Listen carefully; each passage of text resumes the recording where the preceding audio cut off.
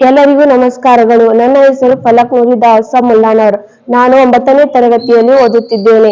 ನನ್ನ ಶಾಲೆ ಹೆಸರು ಶ್ರೀ ಉಜ್ಜಯಿನಿ ಜಗದ್ಗುರು ಸಿದ್ದೇಶ್ವರ ಪ್ರೌಢಶಾಲೆ ವರೂರು.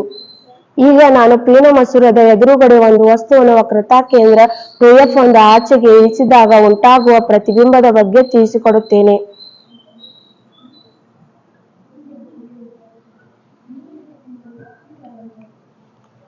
ವಸ್ತುವಿನಿಂದ ಹೊರಡುವ ಒಂದು ಕಿರಣವು ಪ್ರಧಾನ ಅಕ್ಷಕ್ಕೆ ಸಮಾಂತರವಾಗಿ ಚಲಿಸಿ ಮಸೂರದಲ್ಲಿ ವಕ್ರೀಭವನ ಹೊಂದಿದ ನಂತರ ಇನ್ನೊಂದು ಬದಿಯ ಸಂಗಮ ಬಿಂದು F2 ಮೂಲಕ ಹಾದು ಹೋಗುತ್ತದೆ.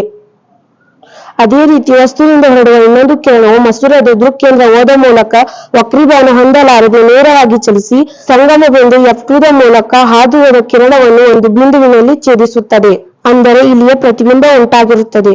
ಇನ್ನು ಈ ಪ್ರತಿಬಿಂಬದ ಲಕ್ಷಣಗಳೆಂದರೆ, ಮೊದಲನೆಯದಾಗಿ ಸ್ಥಾನ, ಮಸೂರದ ಇನ್ನೊಂದು ಬದಿಯ ಸಂಗಮ ಬಿಂದು F2 ಮತ್ತು 2F2ಗಳ ಮಧ್ಯದಲ್ಲಿ. ಎರಡನೆಯದಾಗಿ ಗಾತ್ರ, ವಸ್ತುವಿಗಿಂತ ಚಿಕ್ಕದು. ಮೂರನೆಯದಾಗಿ ಸ್ವಭಾವ, ತಲೆ ಕೆಳಗಾಗಿದ್ದು ಸತ್ಯ ಪ್ರತಿಬಿಂಬವಾಗಿದೆ. ಅಂದರೆ ಈ ಪ್ರತಿಬಿಂಬವನ್ನು ಪರದೆಯ ಮೇಲೆ ಸೆರೆ ಹಿಡಿಯಬಹುದು. ಧನ್ಯವಾದಗಳು.